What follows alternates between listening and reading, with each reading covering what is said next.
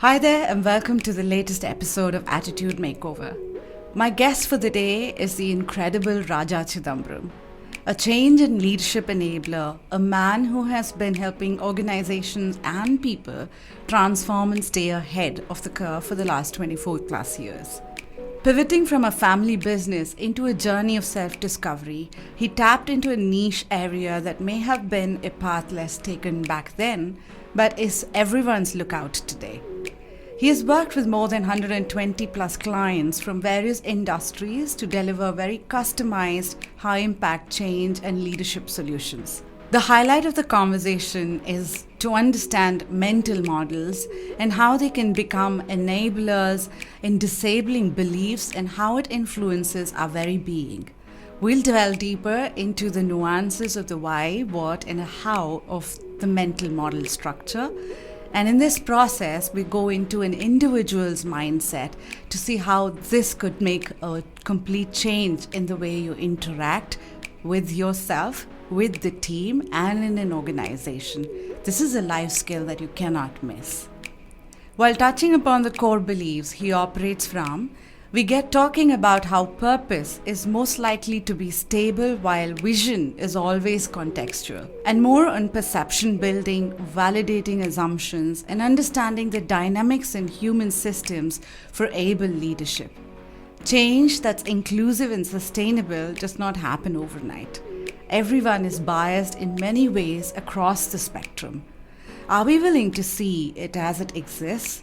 Raja's insights will make you deeply reflect on the same. If you are curious and willing to tap into the power and practice of mental models and open your mind to the whole world of a big picture possibility, this conversation is one you absolutely cannot miss. As always, I hope you like this conversation. Do please share, like, and subscribe to Attitude Makeover. Thank you again for listening.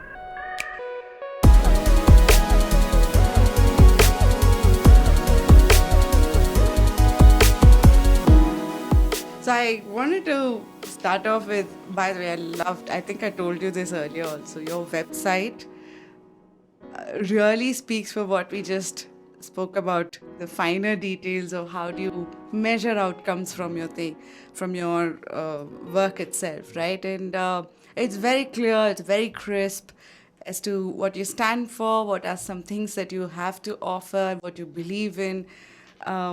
For my audience, which is mostly career professionals, if you can quickly talk about who is Raja Chidambaram, what do you stand for, what are some of the beliefs, and why have you chosen this path?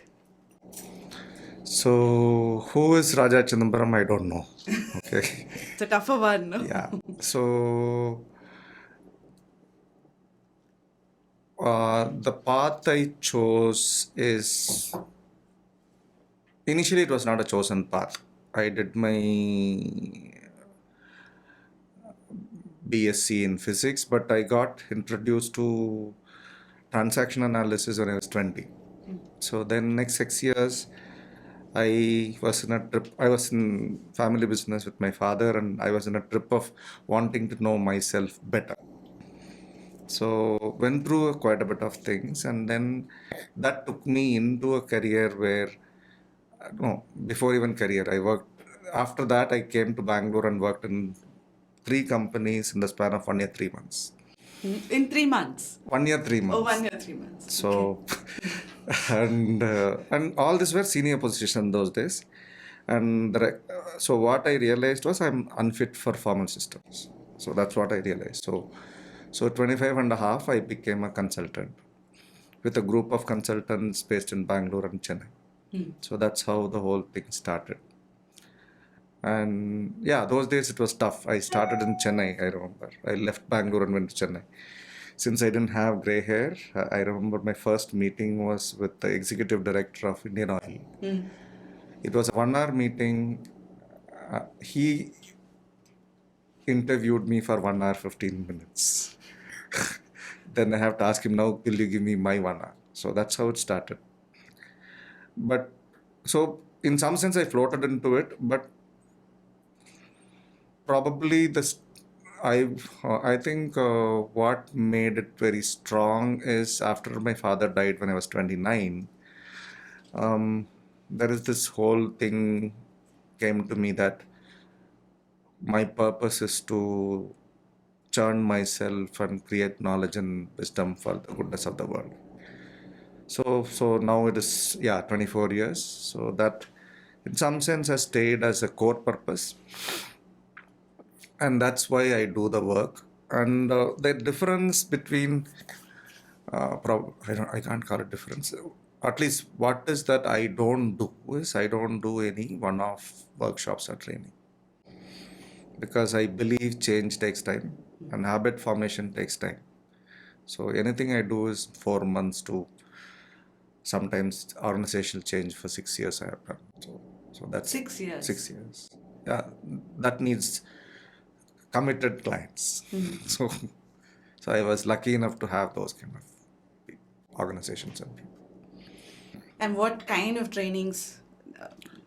So basically, what I do is more in the space of behavior and leadership. So, and currently, any work I do would be people who are in the middle level of organizations or seniors. So in terms of leadership, I do two things. One is coaching, which is one-on-one, which is usually because of the pricing, it is done for senior people. And whereas leadership training can be for anybody from first-time manager to the CXOs. So there it's a group of people and there is a clear objective, right? So for example, I do something called on becoming a trusted advisor. So this is basically a 15 session, 2.5 hour session. The core is how do I improve my relationship with my stakeholders and become a trusted advisor. Then I do something called on leading people. So there it is people managers who come and then look at a series of things, and it's also customized for the client. It's not, I have One this size and fits all. Yeah. it doesn't work because the culture is different. Like, since I'm talking about, for example, certain organizations, if you go and prescribe, they won't like it. And there are organizations, they say, okay, tell me what to do. Right? So those are things I have understood now, and then do what is relevant for them. So today we chose to go into the mental model in detail and literally go into the what, why, and the how. Because while there are a lot of books that talk about the what and why, thank you for introducing me to the book. It was a very interesting one, and it really helped me practice some of this as well. So it's probably a half-baked person going to sit and talk to you today. So I want to give you a heads up about that as well. But I think we have to start, if I have to really walk through the journey of reading the book and the journey of really putting some of those into practice, it starts with really wanting to learn, having a greater purpose, and then internalizing. So can you talk a little bit about the mental model, why the bigger picture of it? How does one start? Okay. So mental models as a concept has been there for reasonable time. And I forgot the name of the person. He's known as the father of organizational learning. Chris Argyris. Yeah. So he's the one who actually coined this word mental models.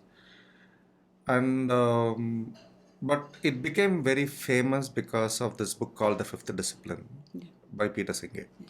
So the whole book is a very interesting. It's a book which is difficult to read, and the whole concept is it talks about many companies which were Fortune 500 companies died within 40 years. So the whole thing is the decay and death of an organization is because they are not learning. And this learning is not about doing training programs. It's about learning to adapt to the change that happens around them. So that's basically what it is. So if you read the book, there are 7 learning disabilities, beautifully coded. And there are 5 learning disciplines which are antidotes to this. So which means if you have people in your organization who have I don't know whether we'll ever master any of these disciplines, but practice these disciplines, then the chance that the organization or systems becomes a learning system. So that's how it is.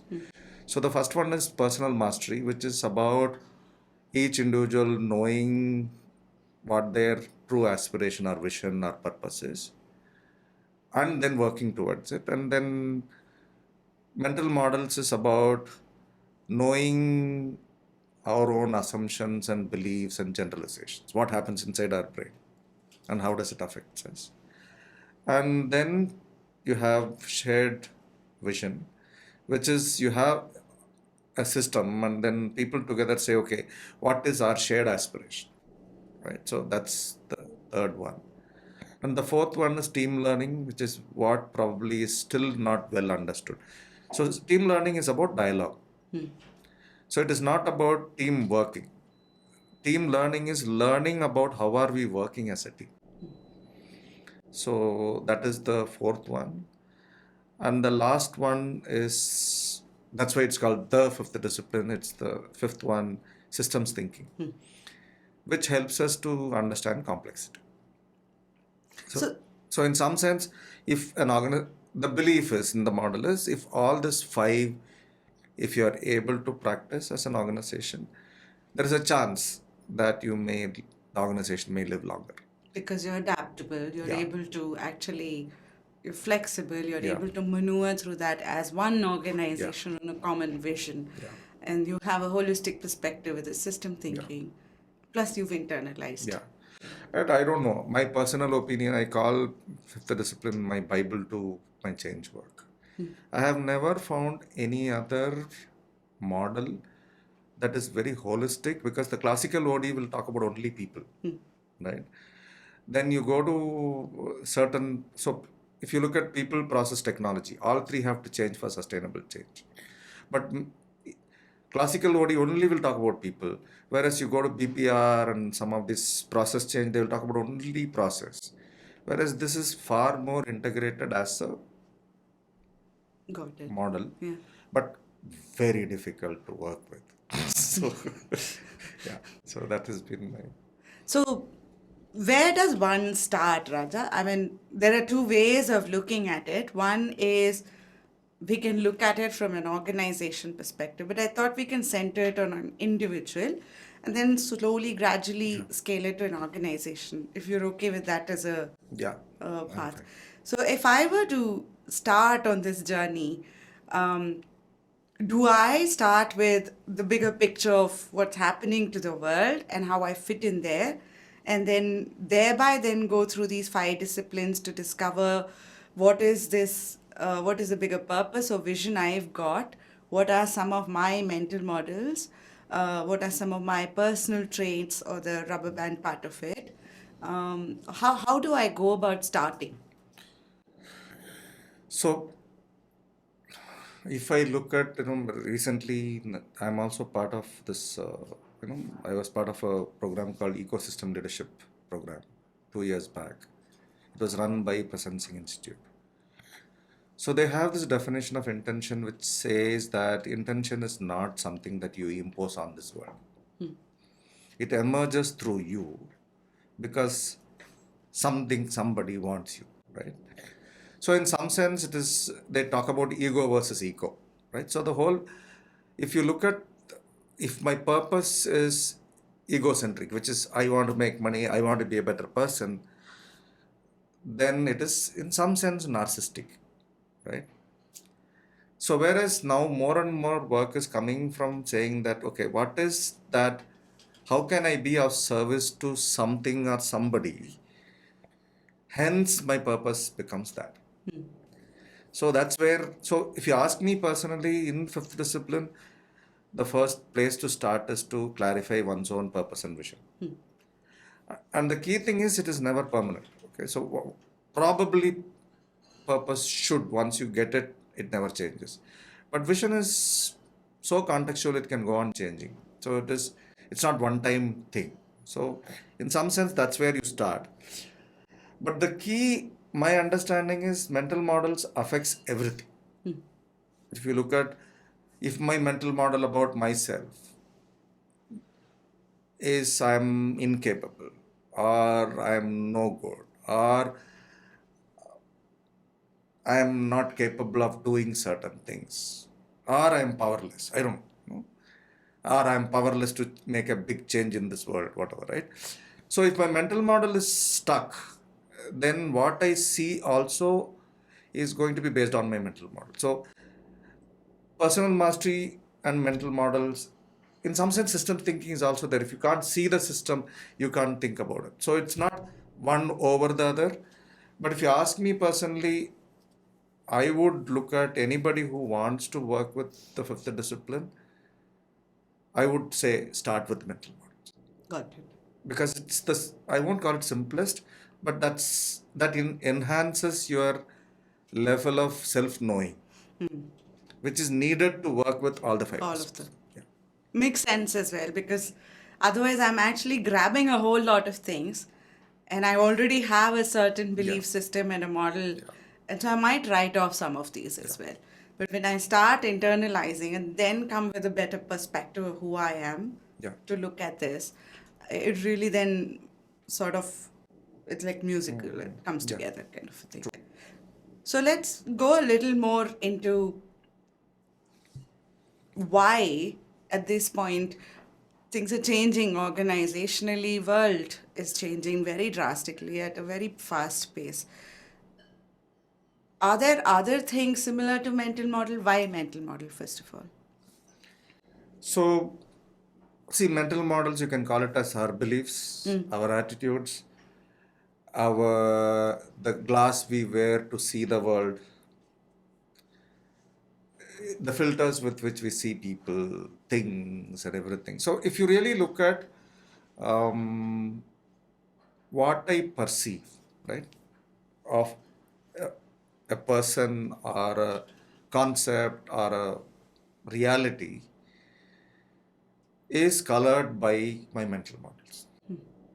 Okay, so in some sense, mental models are like my colored glasses. Okay, so let's take an example, right? So if you look at in India, when suppose I tell you a Punjabi is, or a Tamilian is, or a Malayali is, or a person from Bihar is, immediately you get certain adjectives in your brain, right? This is because, for example, I have never gone into Bihar, okay, or I have never gone to Pakistan, okay. But the moment that somebody says Pakistani, then I have words and associations, right? So suppose I first time meet a Pakistani, these words are going to influence the way I see that person, the way I am going to behave with this person, and the kind of decisions I'll make in those moments. So in some sense, the way I see, the way I behave, the way I decide, everything is governed by our mental models. So, and they are very gripping. It also goes to, in a lot of ways, like when growing up, parents, at least in our generation, parents used to say, like, you're useless, you don't know maths, and then we sort of add Yeah. examples or scenarios to validate that, to say, yeah, I'm not good at it. To a point where, like, I realized when after I went through this, I keep saying I'm a very shy, introvertish person. Whereas in reality, it's not really that. Yeah. There are nuances of certain things, but it's not really that. So it really opens up your mind to understand the reality of it. To our earlier question of who are you? Like, who is Yeah. Raja or who is Saujanya? Am I getting it right? Yeah. See, for example, what you said is very interesting. I can talk about few things. One, I think, is since you talked about school, right? So I remember, I think I was in sixth standard, and there was this drawing teacher who told me, for nuts you can draw. Okay.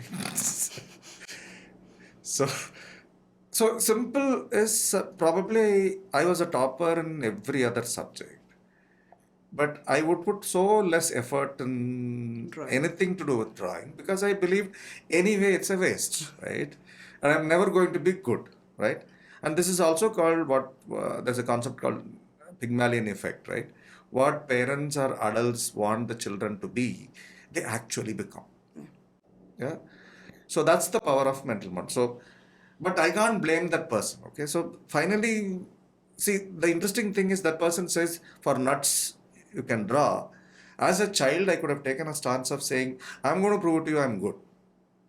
Then probably my mental model today, or I might have become a painter. Who knows, right? So the key is mental model is actually created by myself. It's a self-generated thing. Okay. The other thing I can give you as an example is I studied in this school from the age of 8 to 15, which was it was a regimented Ramakrishna Mission school, and eh, so I'm a person who, for example, for me, being late is a sin. Okay? It's nothing less than that. Okay. So I remember at one point of time I was reflecting, where did I where did I get it from? Because I used to work with a lot of German colleagues as consultants. But then what I realized is 7 years, everything will happen by the minute. Okay.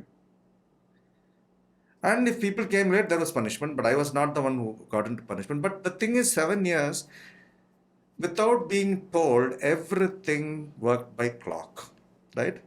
So in some sense, that becomes your belief. Yeah. So basically, see, mental models can become enabling beliefs or disabling beliefs. Yeah.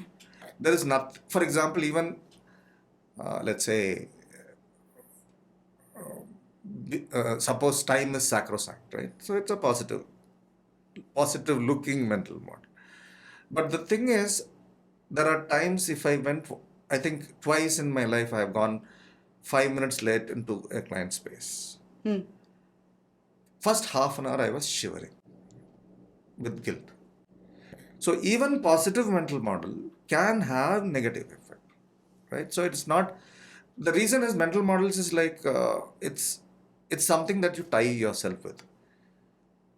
It's like you become convict to your belief, right? So that's what happens with mental models. But I can talk about something probably, mental models are not only related to work or life, right? So one mental model I can talk about myself is, say, by the age of 6, my mother was not well. Okay, so I remember this. So she was almost going to a place of death, kind of thing. And I remember I went to visit her in the hospital, and those days, relatives told me that she became like this because of you being the naughtiest in this world. So whatever the intention is. So as a child, I thought, okay, so I have done this to my mother. She's there. She might die. If it is me, it's me who is causing her death. So this is happening, say, 6.5. And then when I became 8, I was sent to the school where, very interestingly, 2 disjointed experiences. Okay. So I was told by people, listen, that's a school where people who have to be sent to jail for reformation in childhood has to be sent. So now just look at these two information. As a child of 8, I have kind of processed it as, I am a person who's so bad who can kill my mother. Hence, I am sent to a jail. And all this is fine. Rest, the beauty I have written is, nobody will love me. I am not loved. And I realized that I have this mental model only when I was through analysis with, those days, I had a wonderful analyst. I suddenly realized that I have lived with this mental model that I am not lovable for 30 years. I was 38. So which means the choice of who I love. So simple thing, okay, I can tell you. In my teens to till I found, till 30s, I will go and choose a woman who will reject me. Yeah. I didn't choose, okay. It was so unconscious. Yes. I went and chose women who rejected me. And then even when people gave love, I would call it respect, not love, right? So after I realized this, I actually went and had a conversation with my mother, and my mother said, in this world, I love you more than myself. But I didn't know that 30 years you lived with this myth. Yeah. And now from 38, say, even today, have I come out of that mental model 100%? I don't know. But I have been able to work with it, find. So when you find a mental model, the only way is to replace it with a new mental model, right? So I have to say I'm lovable, people will love me, all that. But that looks like frauding oneself initially. Okay? But then slowly when you do it, it kind of seeps into your system. Yeah. So this is how, so the key, when you look at mental models, we have two kinds of mental models. At least if I have to categorize mental model, there are two. One is what we think about ourselves. Second is what we think about the world.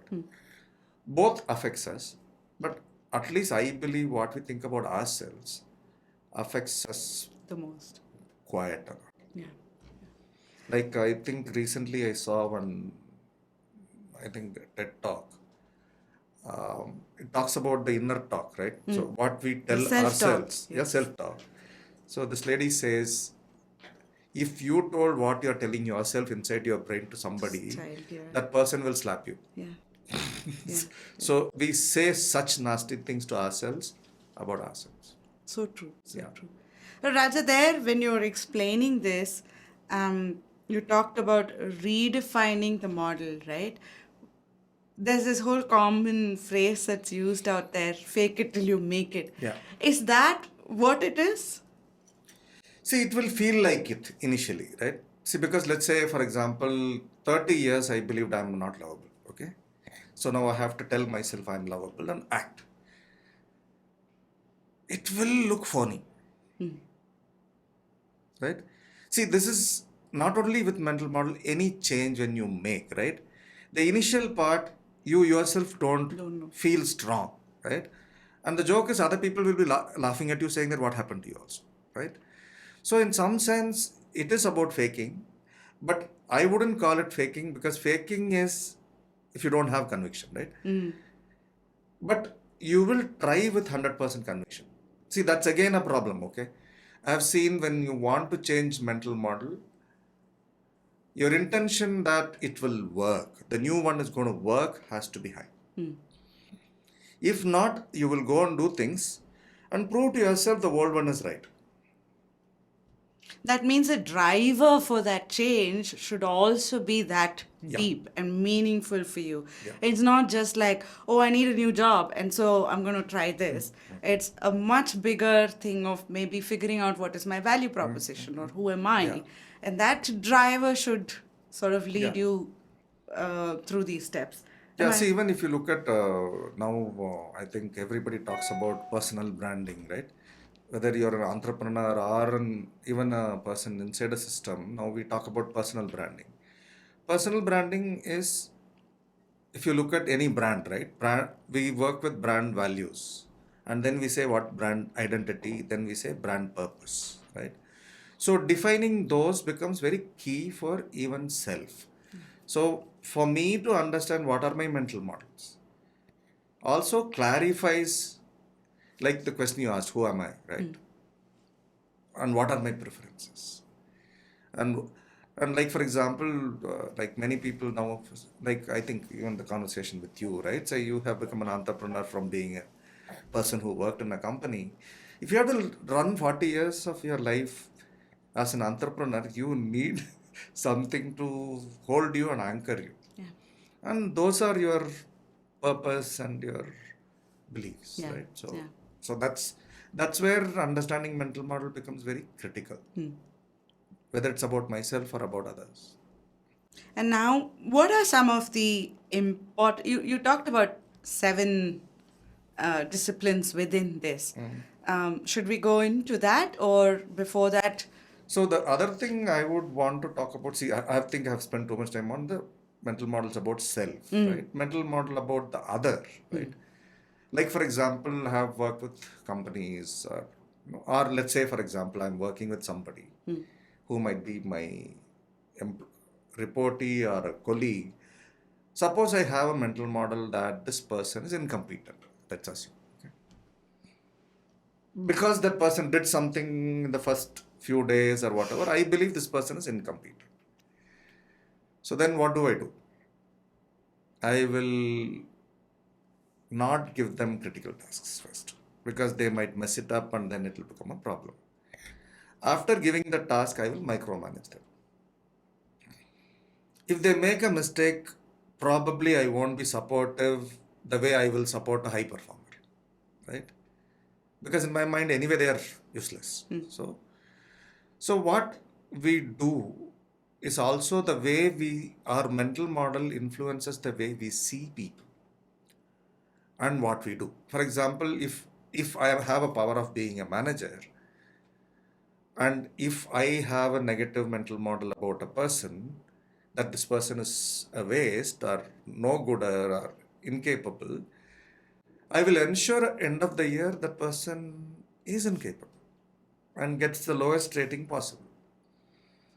So many a time performance rating is not given at the end of the year. It is given at the starting of the year in our minds. And then everything is to justify that. Yeah. So it's the same thing, right? The kind of, or even about our own children, right? So for example, if I believe my son or daughter is not good in a subject, then we overdo our preparation, we push them to do more to the level they get frustrated. And then finally they say, yeah, I'm useless in this, right? So the key here is the mental model we have about ourselves, others, also influence the way they may finally see themselves, as well as the way the relationship can go. Interaction, action, everything, right? Yeah. See, even for example, when we have mental models about certain communities of people, right? Could be from a language perspective or a religious perspective or a nationality perspective. That drives the way we relate as well as we make decisions. Yeah. And that's what leads to biases, discrimination, violence. You can name the rest. Yeah. And there are many powers out there to thereby use Yeah. that as well Yeah. in the whole process. So, Raja, one of the things when we talked, you mentioned that when you're going through these sessions, I found that useful, and that's why I'm bringing it up. You ask people to think of 3 people, because then this conversation has relevance. You sort of constantly are going back to that pegged personality. Should we go that model?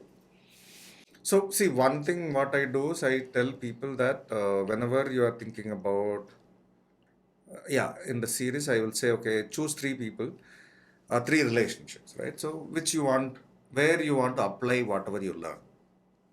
So, usually I ask them to choose one person from home, one who could be inside the organization, right? So, it could be a peer or a reportee or a boss. Another person who could be a customer.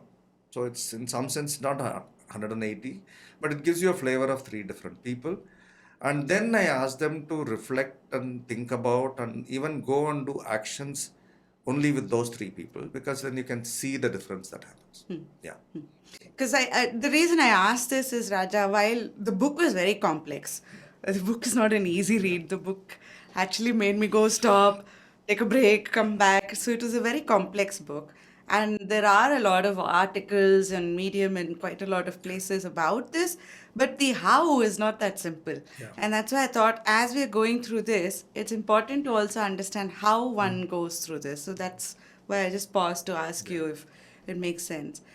So, should we go into the pillars of mental model? Where do we start?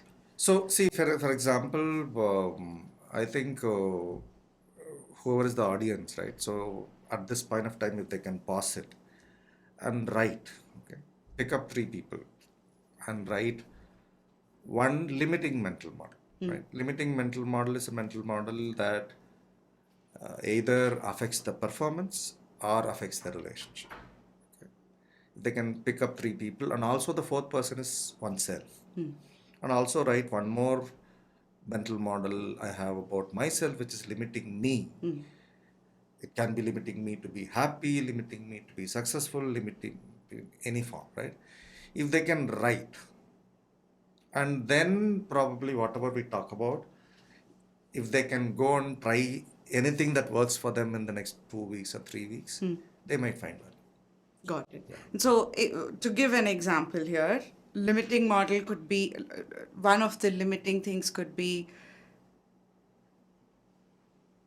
I want to have deeper, meaningful conversations with That is this an person.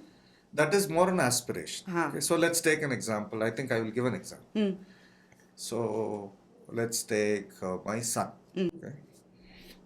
So one negative mental model I have about him, even now, he knows about, is that he cannot pay undivided attention.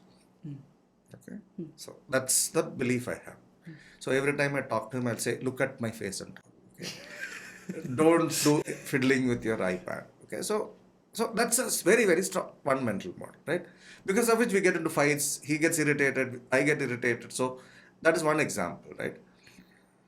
And suppose if I go from there to say work, I don't have, since I'm a self-employed. So let's take an example. Suppose I work with a client, right? So suppose in the previous contract, they paid me late. Okay, let's assume they paid me late, or they tried, negotiating with me very strong. So I have a belief that they are cheats. Or they are cheats, they don't respect my capability, whatever. Okay, so that's again a mental model which can be limiting in that relationship, right? And then, like for example, there is a person who works with me now, helps me. So one mental model I have about him, which I have spoken to him quite a lot about, is he doesn't listen. Okay. So now, if I look at these three mental models, because of this, the way I say things, the way I behave, everything in that relationship, when that mental model kicks in, is predefined. Yeah. See, the key thing about mental models is, I think I didn't speak about it, but it's very important, is when I have a mental model, I actually become powerless. Tell me more. So, when a strong mental model operates, my action is patterned, reflexive, compulsive. And repetitive as well. Yeah, that's why we call it patterns. Yeah. Yeah. So the example I give them is, I have a lot of connection with Kerala. So there we talk about people, we say by 6 o'clock the leg will walk towards toddy shop. That's what we call as a compulsive drunkard. I was going to say Deepam comes out, but you said toddy shop happens. Yeah. So what I'm saying is, so most of our habits are patterned, right? And even the value system we have makes us pattern, right? So what it does is, see, for example, the moment a mental model kicks in, which is very strong, you are an autopilot. You have zero control. You don't really govern your actions. Yeah. We become, in some sense, like we say, we become slaves to our own mental models. Yeah. And the joke is we created them. Yeah. So we can do something about it. Yeah. Yeah. I think that's something. So the third one you said is compulsive. How does compulsive happen? See, typically when something you do repetitive, right, that it seeps into your body, right? It is no more in the level of the brain. It's very unconscious. It becomes unconscious. So repeat, then reflexive is also very similar, right? Reflexive action is something that is autonomous. Yeah, you have no control. You don't know. And typically in corporate, they will call it autopilot, right? So you are an autopilot. The moment that mental model comes, you will do exactly the same thing again and again and again. True. And the worst thing I have seen in relationship is finally they will go back and say, you are always like this, right? But I tell people in my session that don't tell that. From tomorrow, you tell them, my mental model about you has not changed from this. Because of that, they might have become different. But because my mental model has not changed, I'm not seeing them in any different way. Yeah. So it's about you there, Yeah. then. It's not about the other Yeah. person. So the thing is, basically, when you work with mental models, what you realize is what you create, what you see, and the miseries you go through. Everything is created by your own mental models, and there is nothing outside. Yeah. Father did this, my mother did this, my family did this. No. Every misery you create for yourself is clearly from your own mental models. Got it. Yeah. Got it. So how do we start then? Where do we start? Is it first around inquiry, or where does it really Yeah. begin? So, see, the first thing is mental models. How do you recognize? Is we all have what is called inner talk, right? So, when you kind of close your eyes and see, I think, I don't know, there's a huge debate about in a day we have 36,000 thoughts or 60,000 thoughts, right? So, that's the number of thoughts that runs in our mind, right? And if you really look at most of the thoughts are influenced by the past or their worries about the future, fear or worries about the future, right? So one is, can we see the thoughts that is coming in our mind, right? So basically, if you look at it, is called observing, right? How can I observe when I'm talking to you now? If I'm getting a mental model about you, can I see it now? Yeah, and that's what observing is. And it's probably very difficult because this comes from an ability to be detached in the moment as well as attached in that moment, right? So I'm able to see myself as an observer. And it's a really higher order capability in terms of human evolution. But the beauty is the moment I think there's this, I think I told you about this, right? There is this principle in particle physics which says the moment you observe, it changes. So in my experience, the moment I observe that I have a mental model about the person I'm dealing with, if I see it, actually I don't operate from that anymore. Can we take an example here? Like, let's just take you and me itself. When you walked in, before that, I had a certain perception. And then when I saw you, I think some bit of it was similar to what I had thought. Some bit was like, oh, sort of a thing, right? Is that a good starting point? Yeah, in some sense, see, for example, what you said is very important. The moment you saw me, you are able to say, hey, this is what I thought this person would be. Now I'm thinking this person is this, right? Even that is, in some sense, you are observing what is happening inside your head, right? That is exactly observation is, right?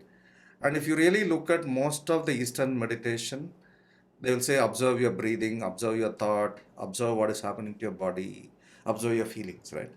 So that I think is the core of the first practice called observing. So, there, what you're also saying is when you observe, it's not just observe the flow of thoughts, it's also thereby observe how certain things are manifested as well. Yeah, so typically, see, if you look at observation as such, we have four different places from which we get information. First is body, right? So when I'm observing, suppose let's say I get angry because of something, right? The first thing is if I can observe my body, right? All of us have patterned reaction even in body, right? When you get angry, some of us will clench our fist and then, body will become hot, whatever, right? So first is to observe the body. Next is to observe the thought. And the third is to observe the feelings. And that is something I don't know. Most of us, because of our education, has become totally left-brained. We don't worry about feelings, right? There's an article I read ages back called Feelings, the Real Male Terror. So that's what is coming to me. So in some sense, we get terrorized with feelings, right? And the last is then saying, going to my gut and saying, what is the belief I hold, or what is my mental model that is making me think and behave in this way? So there are multiple levels in which you can observe. Got it. And so the best way to really sit in this particular scenario that we just talked about is one was the physical or the external observation. The other one is the internal model that I associated it with. And then going back to thereby what feelings it sort of generates. Was it pleasant? Was it like, it's different? Or, and thereby my action would have been different as well. And then the feeling bit of it as well. Yeah, so see, observation, one of the ways you can develop as a skill is to, the simplest is, there is a meditation called open mind meditation. Okay? It's there in Eastern traditions. Yeah. So, for example, all that you do is, for example, simple thing I do is I ask people saying that visualize that your head is filled with white light, right? Intense white light. Before that, I ask them to observe the breathing. So first observe the breathing. Then observe your head as though there is white light filling your head. And see each thought. Observing doesn't mean you see a thought and then stop. Usually what we do is we get a thought, then we build on the thought, we analyze the thought, we judge the thought. Observing is seeing, dropping. Okay. Then the next thought will come. You see it drop, see it drop, see it drop. If you're able to do regularly, might be, observe breathing, observe thought, observe both together for 9 minutes regularly a day. Your ability to observe your mental model through the day, in the moment, can go very, very high. It's like going through a rack of clothes. Yeah. Look, move, change. Don't do anything about it, right? So that's the key. Got it. That's why it is observing. It's not acting. But that's hard, right? It's very hard. Raja? It's very, very hard. To observe in every situation. I mean, you can observe when probably you're at ease, you're at a very nice, comfortable place. But to observe in every moment of your day is like a real, and also to observe in really complex situations is even more difficult. Yeah. But that's where then reflection comes. Yeah. See, the thing is, you're not observing outside. You know what is happening inside your head. You're not observing something which is outside of you, right? You're only seeing yourself. But there we start frauding ourselves, right? So we don't want to see the truth. So that also happens. Got it. But observing is difficult. But the thing is, easiest thing all of us can do is reflecting. Okay. So reflecting can be. Raja, before you go to reflecting, now that I've written those 3 personas, right here when I've done this exercise, do I write down some of the things I've observed? So basically what I do is, suppose we have taken the 3, right? So that's where I think going to reflecting also will help. So through the day when I'm doing this, in the morning I just tell myself, okay, this is the 3 mental models I have about these 3 people. I'm going to observe. Okay. Just frame it, anchor it, put the intention, leave it. End of the day, come back and see what happened when you observed. How many times those voices came, or how many times those mental models came, and what happened inside, what happened to the body, what happened to outside, and did you act on it, or did you? So that whole reflection can help at the end of the day. Got it. Yeah. Okay. So now we're into reflection. Yeah. So basically, observing is difficult because you're doing it in the moment, in the here and now. Reflecting is you're doing it later. After. So, like for example, it's also called retrospective or whatever, right?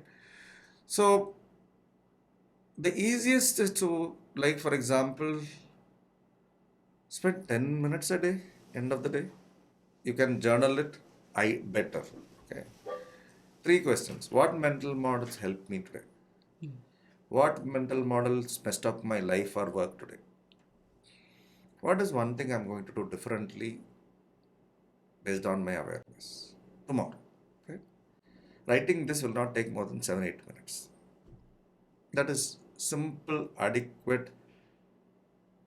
I remember, those days when I was young, we used to buy daily diary and write, right? So daily journal can be the easiest way to develop the skill of reflection, because reflection and observing, all of them mean slowing down.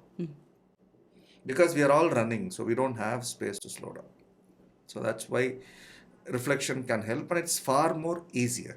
And more you practice reflection, you also develop your observation, right? So that's how, that would be the easiest route to even take. So reflection is more you're jotting down your actions and thereby the reciprocation from the other end, or you're just jotting down your actions? I would say writing down your mental models. Okay. So for example, what are the mental models that help me is about what thoughts I went through that helped me in certain situations through the day. If somebody writes it for 21 days, right, you will start seeing patterns. What mental models enables you will be repetitive. What mental models are messing up you will be repetitive. Got it. Yeah. So that's where the reflection really, really helps. And today, I don't know, last week I was there in a client. We don't have 15 minutes a day for thinking about ourselves. Which is true. Yes. So all that I'm saying is reflecting is nothing but, like for example, if you look at companies who work with Agile, right? They have something called retrospective. After 2 weeks, they do a retrospective. So my question is, why can't you do retrospective every day for 10 minutes or 15 minutes about your life? What went well? Yeah, even if you don't want to get into mental model thing, what went well, what did not go well, what is one thing I'm going to do differently? Yeah. Even that same 3 retrospective questions are okay. So, see, the thing is, if you look at this whole model called adult learning cycle, right? Reflection is opposite to action. So, most of us now are into action, action, action, action.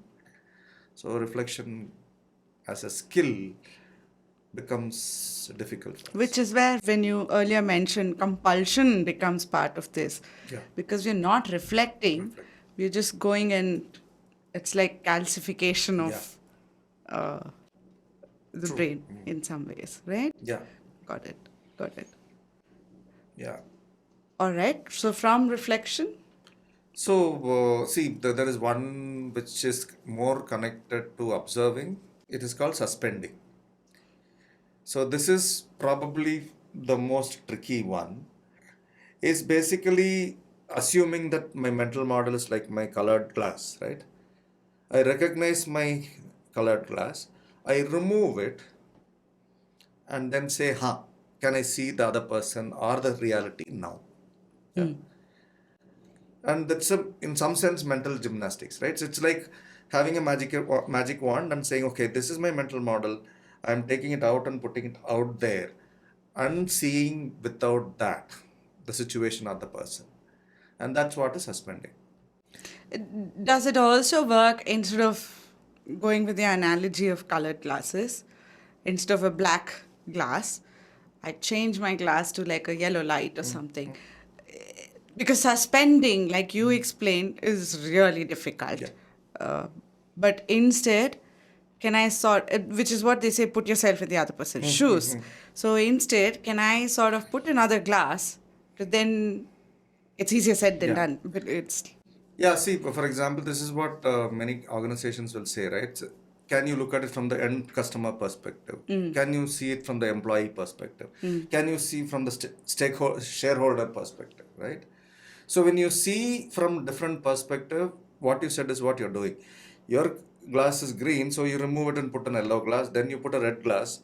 Then suddenly you realize when you wear each of this glass, everything looks different. But for me, with seeing without glass is the toughest one, and that's the beauty, right?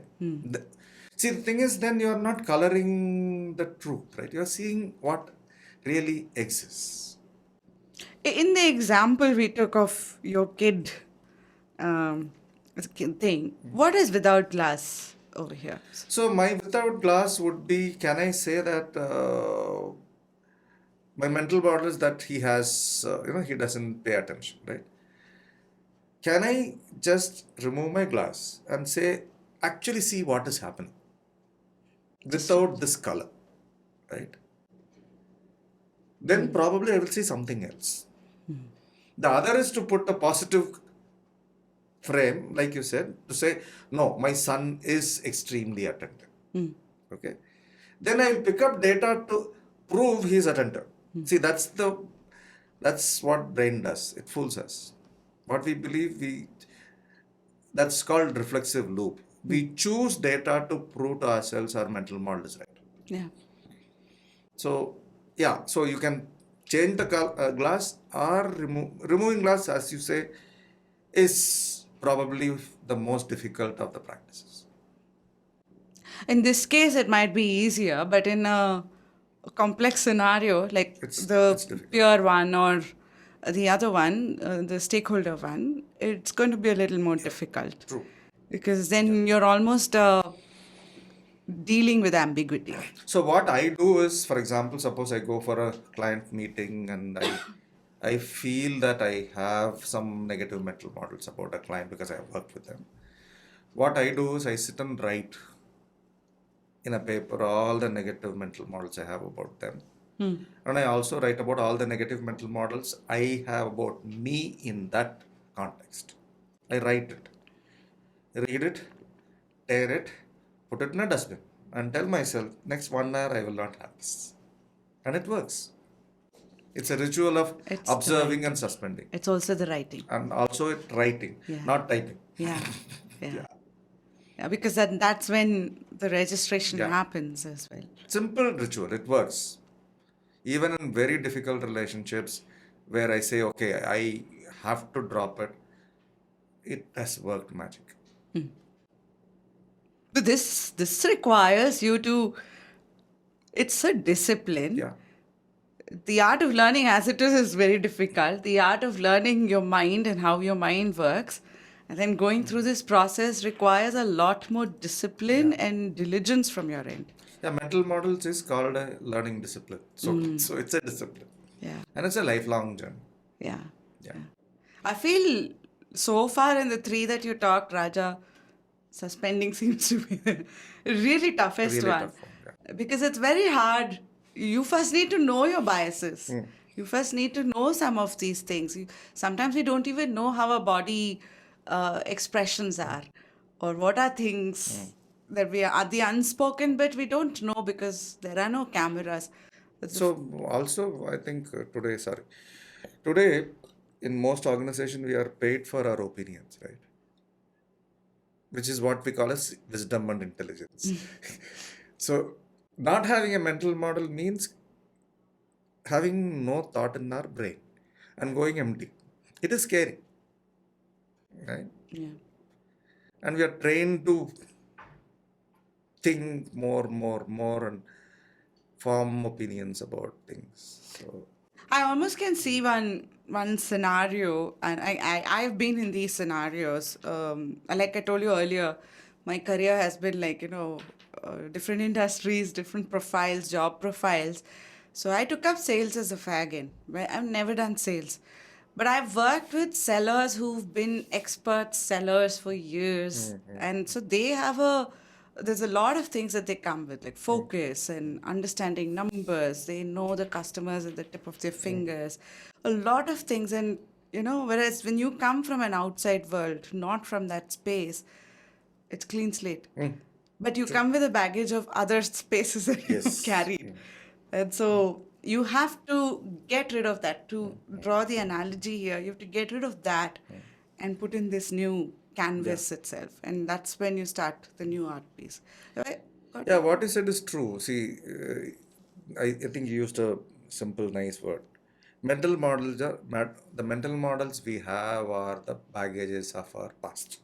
Okay, the rights and wrongs and the good and the bad, and And so we're all carrying our bags. how can we shed our baggage Yeah. is difficult. Yeah. Got Yeah. it. All right. So we've gone from Observing, reflecting, and reflecting and suspending. Yeah. suspending. So the next one is advocacy. Okay. Advocacy is making my mental model visible to the other person. Okay. So for example, let's say this can work very well even in a meeting. Suppose, let's say I am proposing a solution in a meeting, right? So there is this whole concept called ladder of inference. I'm not getting into it, but for example, suppose I'm proposing a solution. Then if you look at many times in meetings, one person proposes one, another person proposes something opposite, and they are only talking why they're not just doing anything more than that. They're fighting at that level, right? So what is advocacy is I say, okay, this is my proposal. These are my assumptions. These are my beliefs, and this is my data. I am willing to really show what my thinking process has been. And while doing this, I am willing to be challenged. Okay. So that is what advocacy is all about. So if there are two people, I have seen when I have facilitated meetings where there is conflict, I ask people to say, okay, you write down, you go to one side of the wall, write down your position and what are your assumptions, right? So they write. And I take the other side and then they say, okay, your position and write. And I can tell you, I have done it many times. At the end of it, I'll ask them to go and see each other's board. 70% will be same. So then I ask them, what were you fighting about, right? So the whole question is, since we are not looking at what are the assumptions and beliefs and data, we are fighting at the level of position, right? So that is where advocacy really helps in terms of, and advocacy also helps you to understand the way the other person is thinking through something, right? So it kind of builds empathy for the other person. So that's what is advocacy. And this is very easy, but at the same time can be difficult. Yeah. In a conflicted situation to go and say, this is the mental model I have about you and this is my data of last 20 years can be challenging. Yeah. So to go to the analogy that you just talked about, I think I read this in one of the contents that I was looking at was, imagine a room where you're making a presentation. There are 10 people, 7 are listening to you, nodding their heads, they're with you, but 3 are like, sort of distracted, not really interested. There are the ladder that you just talk about, it goes from observation to action, Yeah. or Yeah. right, and then middle process of how this then maps to your model, the belief and the feeling, and thereby how you Yeah. act and even prioritize or look at that person or engage with that person, or the post that, like, do I share some of this material with him? Everything is decided by the first and the last Yeah. rung of the ladder, but in your head all of this has happened. Can you give another example of this? Okay, so I will give my usual example. So ladder of inference is also called leaps of abstraction, okay? Because it just happens in no time. Okay, so And these are like what, like yeah, seconds? it doesn't take more than 10 seconds or 15 seconds. So I'm just giving a story because the story will help. So this is a story from, I think, early 90s. This is the first time I'm traveling to Chennai from Kerala. So I land up in Chennai Central Station and I'm walking out, and then I see this person with a yellow auto and khaki dress, and I ask him, I have to go to Adyar, and he says, yeah, come. And I said, how do I pay you? Because I have come from places where there's no meter concept. So he said, this is a meter. I said, oh, power meter. You pay whatever. I said, fine. So then Beautiful drive, early morning, and that whole part of beach road. Those days it was not dirty. So, and then I like having conversation with this kind of auto drivers and typically people who are drivers and maids and all to understand their life. So I majorly got into a conversation, asked him about what time he came and how many children. Then he talked about he had 3 daughters, and I told him, you have to focus on educating your daughters. Wonderful 35-minute conversation. He came, dropped me exactly in the campus where I have to go. And then I asked him, how much do I pay you? He said, look at the meter and pay. It was 72 rupees. So I paid 75 rupees. Then he even carried the luggage and took it next to the lift. So I went up and I'm having tea with my friend. And he asked me, okay, how did you come? I came out. How much did you pay? I said 75 rupees. I remember even now, he literally sat. He just jumped off the chair and said, you idiot. Okay. Idiot. I thought it was like meter. It's a good friend. Yeah. Okay? Very good friend. And he's a, very sensitive, good friend. He's a, you idiot. 14 kilometers, 2.5 rupees is 35 rupees. You have paid more than double. Oh, shit. Okay. Now, this is, if you look at all, this is my entire experience, right? So now, the first thing that happens in the rung is what we call a selective perception. I select data. So now this 1 hour, whatever happened, the data I have chosen is, I saw the meter, it was 75. 72, I paid 75. And my friend says it is 35. The rest of beautiful journey and the conversation with that person is forgotten. Gone. Okay. So that is what I do. Next is I go to the next level where it is called adding my beliefs. Right? So already I have certain beliefs from my social perspective and my personal perspective that I start adding to this experience. Okay. So for example, I remember very vividly speaking to my friend. That's the reason I share this as an example, even though it's absolutely crazy one. I remember telling that, my father and I are in business. My father tells that if you cheat your customer, money will go to court or police or hospital. Okay? We don't cheat customers. Okay? That's my personal belief. Then I talk about, I go to this place called Kottayam in Kerala, where if it is 7 rupees, the 3 rupees will be given back. Okay. So I'm talking about what is cheating, not cheating, what is fair. I'm adding to that experience. Then I remember that's the worst. Okay, so I remember saying probably this guy might be a drunkard or a womanizer. That's why he's overcharging. Okay? Now I am assuming about the other person, right? Yeah. So it's almost like slowly making a ghost in my brain about that person. Okay, so from the selected data, first of all, I don't perceive the full data. I select data. Then I add my own beliefs. Then I add assumptions. Then I form a conclusion. So I form a conclusion that this fellow is cheat, whatever, womanizer, all that.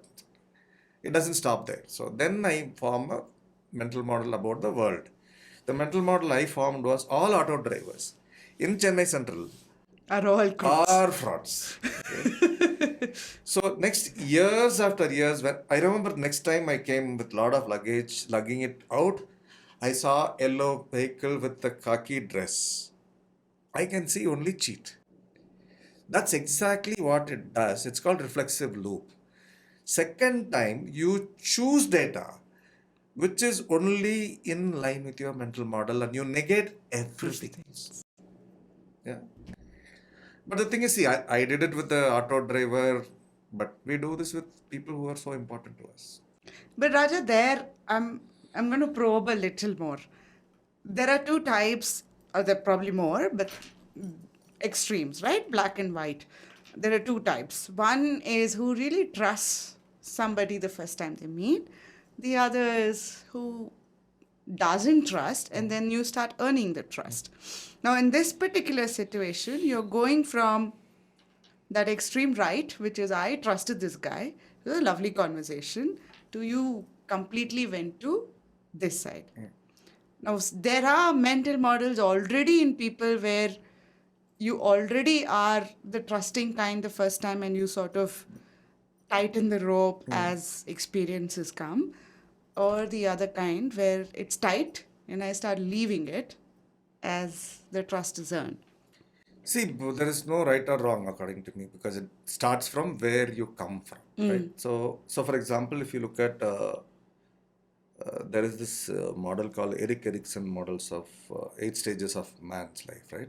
So it talks about human life has 8 different stages. Okay, so the first stage is called conflict between trust and mistrust, trust versus mistrust. So what it says is, at decently early childhood, either we choose to trust or we choose to mistrust.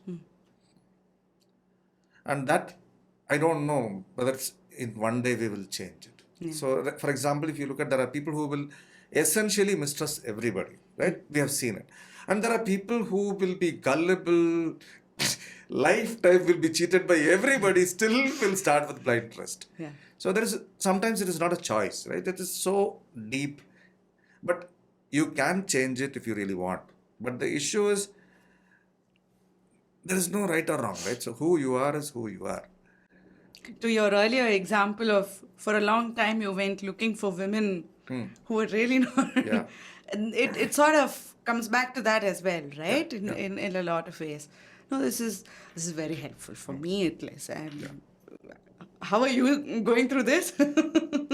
Listening paying a lot of attention. All right, so now we've got, but the first one, which is the internalizing, observing, goes hand in hand with advocacy. But between that, there is the whole. So if you really look at the first book Peter wrote, he didn't talk about observing, suspending, listening, and respecting. He talked about reflecting, advocacy, and inquiry. Correct. Okay. Correct. Reflection and advocacy and inquiry. Those are the first three. So first is I reflect, I advocate. Next is inquiry, where if I have to understand why you are behaving in a certain way or why you are proposing something, then I have to ask you to walk me down the ladder of inference, right? What is your proposal? Okay. What are your assumptions? What are your beliefs? What is your data? So that makes me understand your worldview. So in some sense, even if you leave observing and all those woolly stuff, if you can reflect, if you can advocate, and if you can inquire into other people's proposals and decisions, I think it works well. So advocacy here in your son's example would be probably that, when I was observing him, I found that he is putting the effort, and I'm probably just imagining this whole scenario, but he is putting the effort. Maybe I'm adding some pressure over here. That's my assumption. So you're sort of observing the actions, the impact that it causes, and also how you're contributing to it with facts, beliefs, as well as the observations to then validate with the other person when you go into inquiry to say, hey, this is my hypothesis, this is what I've understood. Are we on the same page here? See, sometimes we may not be, right? So, see, for example, in the case of my son, then first thing I have to, advocacy is about walking up the ladder, right? So I will say, okay, yesterday or now, when you are speaking to me, this is what you were doing, which is data, right? You are looking there, you are looking here, you are doing all this, whatever, right? So that is my data. Then I say my belief is, my belief is not paying attention is disrespectful. Not paying attention means disinterest. These are my beliefs, right? I am a very over-focused kind of person. So I say, this is my data, these are my beliefs, and these are what I am assuming. I am thinking that it is disinteresting for him. I am assuming about him, right? And then say, this is the mental model I have formed, right? So I say this, right? So this is my advocacy. Then I will ask him, okay, so can you tell me when you are behaving this way, can you walk me Through down your your ladder? work down. Your ladder. Why are you behaving this way? What are your assumptions? What are your beliefs? What is your data? Now, in this case, this is a good case because your son is a young kid, and this could be someone who's not. You are probably a practitioner. You're going through this journey and you're sort of figuring this out, and your son is not aware of mental models. He's 19, so Oh, okay. Then let me take my daughter. I don't think my daughter is, but she does. I see this happening in yeah. my house when we do homework, and there are subjects where this is the same behavior, and there is the same banter that goes back and forth. Is you're always on the phone. You're not really interested in this.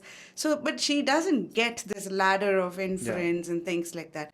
Now, when you go through a dialogue of this kind where you're consciously looking at this, but the other person is not aware of this structure, this framework, how do you enable that conversation for them to walk down this ladder? Inquiry is about having good questions, right? So, I jokingly say, inquiry will become enquiry if you become aggressive. So, first of all, even in inquiry, when I'm asking you, I am willing to be influenced by what you say. I love that bit. Inquiry becomes inquiry. Yeah. But the language, the aggression, especially I'm the parent, right? So I sit in the powerhouse. So for example, suppose, if like you say, okay, no, I'm seeing that last 1 hour, right? You have been, uh, you might say distracted, whatever, right? I'm seeing this and I'm worried that probably you will not be able to complete your task or you will not be able to perform well, whatever the fears are, right? Then if you ask this person, what do you think, right? So first question, what do you think? Right? That person will go in one round. Then you say, okay, what do you think you did, right? Then why do you think you did, right? And then basically saying that what are your beliefs, right? Like for example, finally this child might say, doing multitasking does not reduce the level of attention I have, which might be opposite to the theory we might know. Yeah. But the child might have a worldview or a theory which is something exactly opposite to what I believe. So then the question is nothing to do about the action. It's about understanding what our beliefs are and whether the data we have in reality negates the belief. Or adds value adds to it. Then that's why this is see all the 7 practices are called reflective conversation practice. So it makes the conversation reflective. So then like I have done. I can, since we are talking about my son, I remember. See, I think last time or something, something about when he feels stressed about exams. I think now he's in US. Last year he was here, full year doing online, right? So I think one day he was very stressed, and then I asked him something, and then I said, "See, I'm not." I just told him, "Listen, when you get pressurized, I don't force you, I don't judge you." Mm, uh, then he looked at me like this, and then he said, "But you look down upon me." He used a far better jargon because his language is better than mine.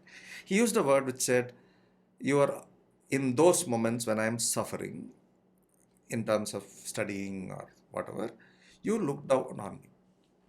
Okay. And that freezes me, so I don't talk to you about what I'm going through. Then this is exactly what I'm saying, right? So this is, since I inquired, he says something. Then I sat back. I didn't talk to him. I said, "Thank you for telling me. Let me think about it." Okay. Then I went back and reflected that I was like this from childhood. I was a topper. Whoever did not do well, the word he used is condescending. Condescending, yes. I I would be so condescending towards my classmates who were not doing well. And again, it's a baggage of the past. And I have been thinking I'm a great father who's very loving and affectionate to my son. And he's saying, no, you're condescending to me when I'm falling down. Right? Yeah. So that's a good example of how, from inquiry, I took it back to reflection. Reflection. And then started asking fundamental questions about where did it start. Well, this is very powerful as well, right? Like, Yeah. especially when you're talking about like diversity, inclusion, and in organized. This is powerful on a one-on-one relationship itself, but also on a larger perspective. Power and how power and this whole groupism and everything. This sort of opens your mind if you just start putting some. See, especially diversity and inclusion is it's all about mental models, right? So, for example, I don't know, I used to do some work with gender years back with NGOs, right? So, for example, when you say there's an exercise, we'll say, okay, home, who's a cook? Okay, they'll say woman. Mother. Woman, okay, or mother. Okay, then I'll say who's the chef? It's a man, okay. Answer they have to say is man or woman, man or woman, okay. Then I'll say, okay, who's cleaning the house, okay. Who is the housekeeping supervisor in a hotel, okay. So it's very interesting that we all are absolutely biased. Yes. In many ways, right?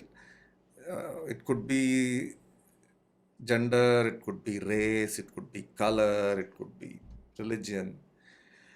So we can't be anything else than that, okay? It's perfectly fine. But are we willing to see it as it exists, right? Instead of, see, for me, practice of mental model is, instead of pointing finger at somebody or something and saying the problem is out there, right? Reversing and saying problem is inside my brain, in my thinking and my mental model. I think that's the key shift with mental models. That actually makes you feel powerful because you can do something about your thinking. You can't do anything about anybody else. Yeah. And I think this is something everybody should do across, right? Yeah. Like, I think what you say is true because I have a lot of my clients. I think even recently somebody I work with, Radhika, she was saying, Raja, whatever you do, all this you should do for kids. Yeah. Okay, so let's look at it, right? If you pick up a child from first standard, instead of teaching physics, chemistry, and maths, talking about mental models, to make them understand that what you believe is in your head and that makes you become who you are, right? I think and it's very easy, right? So, for example, you asked me how my son knows mental models. When he was young, I remember when he is upset with the teacher or something happened in the school, all that I'll ask him is, what is the image of that child you have? Sorry, what is the image of the teacher you have? He will say. So you don't need to use the word mental model as such, right? You can, what is the assumption? What is the belief? What is the image? Yeah. How do you see? You can make people talk about it. Yeah. And it's powerful in terms of bullying and a whole bunch of things as well. And you are right. When we started, you mentioned we only cater to the analytical side of the brain in schools. We don't cater to the creative side of the brain, and that adds to years. And we normally go to this journey in our 30s and 40s when we've ripened. If you really look at the 7 learning disabilities I talked about, right? One of the learning disabilities, enemy is out there. Okay. So what mental model does is, enemy is in here. It is not out there anywhere else. That's the shift at the core. Yeah. And I think unless otherwise, see, the other thing is, if you look at, let's say now the organization, right? We talk about culture change. And that's the most difficult thing and all that kind of stuff. Culture is nothing but collective mental models. Yeah. It's the power of many. Yeah. So one person believes itself is difficult. Some 15,000 people believe the same thing, then it becomes difficult to change, right? Yeah. So the whole idea of understanding mental models is at a individual level, as well as at a team level, as well as organizational, even societal, right? Like, let's take a simple example. My father, or like, let's, for example, 1960s, right? Most Indian movies, the hero was poor man, and villain was always a crook, rich person. Okay, because at that time we were in a socialist, or there was no money, also, right? So the worldview about money was that, right? Now you go and look at the movie, it is not, right? Most movies, hero is also a rich person sometimes, right? So the way suppose I go, or my mother still is alive, if she says, 1 paisa my father did not give for my ink to my son, for whom the lowest level of currency he sees is 100 rupees, right? So it's a sea change in terms of culture, right? And money and economy and the social realities have changed. So our ability to not adapt to change comes because we are stuck with our mental. I have a. I'm probably detouring a bit here, but I'm still going to try this. There are two questions here, Raja. One is when we look at this in an organization, there is a power in some scenarios, and thereby there is a banter conflict. There's also this huge, we talked about bullying in school, but that same thing manifests itself as passive aggressive or passive behavior, and oftentimes we don't talk about it, and yet it impacts you like really badly. And I don't think there is like 1-2%. This impact will be much larger than that in an organization. And we're talking about culture. These are some things that goes undeterred, unfixed. It continues because it thrives in the whole power of the mind. In a situation like that, is there a way to bring in advocacy, inquiry as a leader to sort of bridge that gap and bring uniformity or complacency around?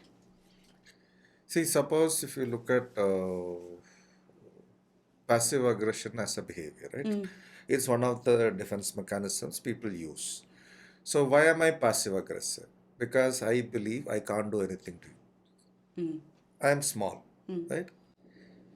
So, so if you look at a passive aggressive behavior in that situation, if I am passive aggressive, I have certain mental models about me first. Have a mental model about the other person to whom I am being passively aggressive. So I'm Right? sort of defending myself in that. Then I also have a mental model about the system and its fairness. Right? For example, if it is an extremely hierarchical organization, chance of passive aggression is far higher, right? If it is a decently non-hierarchical organization, it might come back as a straight aggression. You did this to me, I don't like you, right? Probably they feel safer in that space. So the whole thing about this behavior would mean 3 levels of mental models, right? One, what do I think about myself? What do I think about the other person? And then what do I think about the system? And many a times, if you really look at actually in large organizations, people many a time start living what is called culture of learned helplessness and powerlessness. So when I say learned helplessness, they have accepted it as true. So for example, they will say, I am nothing big here. Okay. So which means you are accepting you have no power.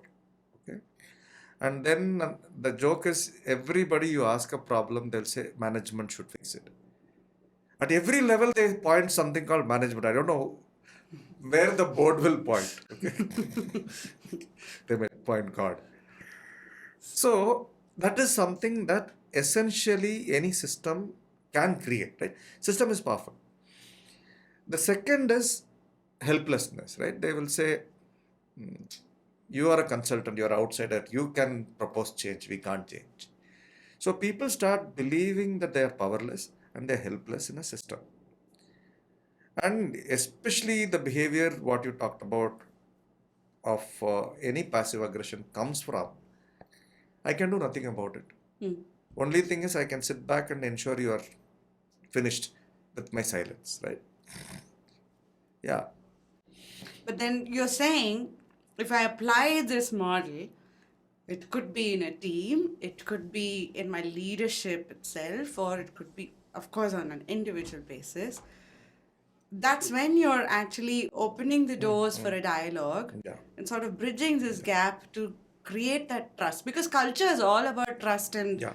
bringing everybody together and having a voice, and you're giving that space. That means, as leaders, it's very important to go through this to Yeah. be able to enable a culture of that, right? So let's take the same example. Let's say you are my boss and you are seeing that something happened in the meeting 1 week back. After that, I'm being passive aggressive. You have observed. Okay? And then would you have courage to come and sit with me and say, hey, listen, I want to have a conversation. This event happened. This is what I did. After this, I'm seeing all this happening. Is it true? Right? And then actually inquiring into what are the mental models you have about yourself, what are the mental models you have about me, what are the mental models you have about our system, is what inquiry is all about, right? Yeah. And once I understand that, probably, see, the problem with many managers is no, it's not true, right? But for you, it is true, right? Yeah. So first is to understand you are behaving because of that worldview. After that, the question would be, what can I do to change that mental model without talking? Right? By through action. Is when then you are able to be a leader who is sensitive, compassionate, and inclusive. Yeah. Right? So, but it's tough. Because like you said, when I inquire about what did I do that hurt you, loads of things may come which might make me feel ugly as a manager. Right? Yeah. So, Yeah. so those are the realities. It's like holding a mirror, Yeah, right? yeah. So did we cover all? We Yeah. covered the seven. So we have not covered respect. So first is, like I said, first is observing. Next is reflecting. Next is suspending. Next is advocacy.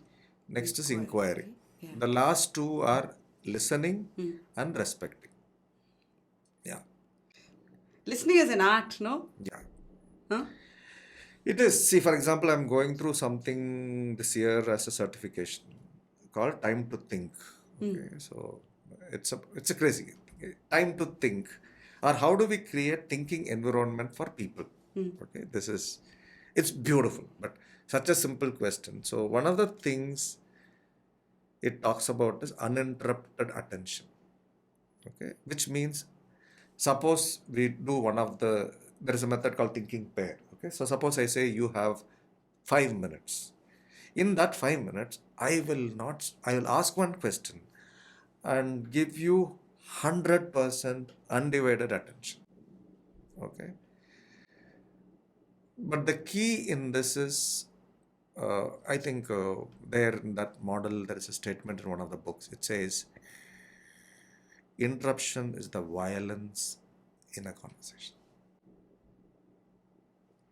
Yeah. That summarizes listening.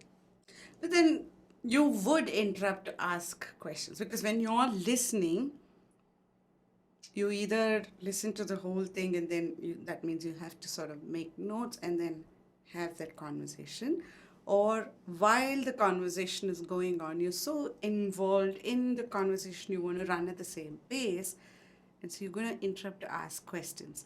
What kind of interruption are you referring to? So can I allow you to at least speak for 5 minutes? 3 minutes, okay? 3 minutes, can we agree to 3 minute turns or 5 minute turns, right? But the problem is in most organizations, forget organization, even at home, right? You have not even finished the first sentence and I have started my sentence, right? I'm starting to defend myself, Yeah. or I'm starting to tell how you're wrong.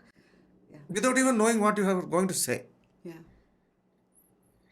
So that way, see, for example, now, listening is another area by itself. For example, today there are enough theories which say the most important leadership skill is listening. It's listening. The most. Yeah. I think it's a life skill. So, but the thing is, see, for example, when you went to school, right? You got, or I went to school also. We got award as a best speaker, best listener. We never had a best listener award, right? So we don't know what is listening. So, True. so and then in India, that I think we talk about this argumentative Indian and things like that. And I just want to tell you something. You use the word which I think is very important for me. All this helps you to have dialogue. But what we have most of the time today is debate. Is debate. So dialogue is I am listening to you with the willingness to understand your assumptions and suspend my assumptions. And you're putting on an inquiry hat and not an enquiry hat. Whereas debate is very clearly, it is like a ping pong, right? So I'm saying I will prove it to you, I know better than you. Yeah. But here in dialogue, we are saying we don't know who's better, who's not better. We are willing to create something together by listening and dialogue. Yeah. So that's the biggest shift. Apart from the skill of working with mental model, the conversations can become very different. Yeah. Yeah. And today, if you really look at, I don't know, We dialogue don't is a dead conversational form. Even at Home? home, No, nowhere. marriages, friendships. Yeah, actually. Social media. Yeah. Then you look at the TV, right? It's only debate. Yeah. And today, the worst is in the recent times, because of the way the world is going, you are supposed to take polls. If you don't take a position, like for example, I remember, I'm not saying what it is about. Somebody asked me about something about Indian political situation. So I said, I don't have an opinion. This seems to, whatever they are doing, this seems to be beautiful. This seems to be something that I'm not comfortable with. The person said, no, tell me whether you like them or not. Okay. So I think more and more, in some sense, that is seeping into every unit of the society, right? Yeah. And then I'm not too much into social media. People say you have to have an opinion and you have to call somebody names. Otherwise, you're not going to become famous. So, but here what you're saying is, can we be empathetic and understand that you can be different from me and it's perfectly fine. It's fine. That's what inclusion is all about, right? Yeah, So, and then evolve through that, Yeah. right? Because you learn from different perspectives as well. Yeah. I think there's one more, no? You said That's after all. listening? Respecting. So, treating the other with the dignity they deserve. Yeah, so like for example, this is something, there are times I get upset with my maid or a driver. Then I sit back and say, they're human beings, right? Have they given them the dignity that they are human beings? Okay. And I remember when my father was alive those days, when we were in the shop, he will say, we have the power to, because we had a retail ration shop, okay? So he will say, we have the power to deny them food. And I remember when they didn't have money or anything, he will give it, saying, okay, they will give it back to me or whatever. So I remember once I was so upset.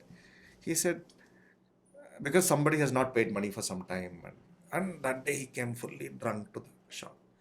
So he said that person can be a drunkard or a womanizer, but that person is human and we have no right to deny the food.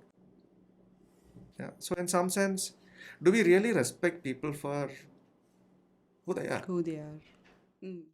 Hi, everybody. I hope you've been liking the conversation so far with Raja on mental model. I just popped in here to let you know that the next 5 minutes, the quality of sound drops because we had a power cut in the studio, and so we had to take the direct feed from the camera. Apologies for the drop in quality, but I also hope you like this conversation. Hope to see you in our future conversations as well. Goes back to children also, like, right? We treat them like Yeah. you don't know. Yeah. So I'm in the authority to tell you. Whereas those are evolving minds, it's already the stage 3, stage 4 of their life. Wow, this will make the video full dark, no? But the key, what you're saying for me, what you said, what the trigger for me is, right? The fundamental issue is, again, this is related to listening, right? It's okay not to know, right? Like today, from childhood, right? And in companies, you should know the answer. If you don't know, you are going to be punished, or you are going to be ranked as the last person, or you are going to be called an idiot. But I will listen if I come from a perspective that I don't know. Right? So, yeah, what you say is very true, because from childhood, even to them, we don't give the joy of enjoying not knowing. Yeah. We take that off very fast. I could relate to this because I've jumped these roles, right? And you always start with, of course, you have a baggage that you're carrying, and that's the unlearning is a really difficult part of it. But then you're getting into a new space of completely clean slate. And I see that is where I've seen a lot of assumptions being made and disrespect in the tone, the way conversations happen. And I feel that's where the change has to happen. You have to accommodate different perspectives. You have to respect. Raja, thank you so much. I hope you enjoyed this conversation as much as I did. Yeah, so what I want to tell you is that every time I have discovered, what I call it as pearls of wisdom, or it goes like a tube light because of people whom even in the session, suddenly somebody will ask a question, and this is a question I have never thought about. Okay? And then you get. So I think this session was beautiful because I think it kind of pushed me to think about things and also do it in a shorter span, because I don't do speeches, I do sessions, workshops, right? So it was interesting to go through. I'd love to see how I've learned a lot, and I think it's a very important concept that everybody should understand. And across organizations, even kids, I think really need to go through this. I was talking to my daughter yesterday saying I'm going to have this conversation about mental models. And I was explaining to her, like, she hates French. And, and I asked her, so this is exactly explain to me how you see your French teacher. And she had this really canvas. It was like a beautiful canvas of, a dark literature coming out of it. And then I could see that, oh wow, it starts that young itself, right? Like some of these things that we very casually say, oh, it's okay, you'll drop it. So you automatically think you're very careless as a person. Right? So, yeah. But thank you so much, Raja. First of all, it was a long drive. Thank you for coming here. Thank you.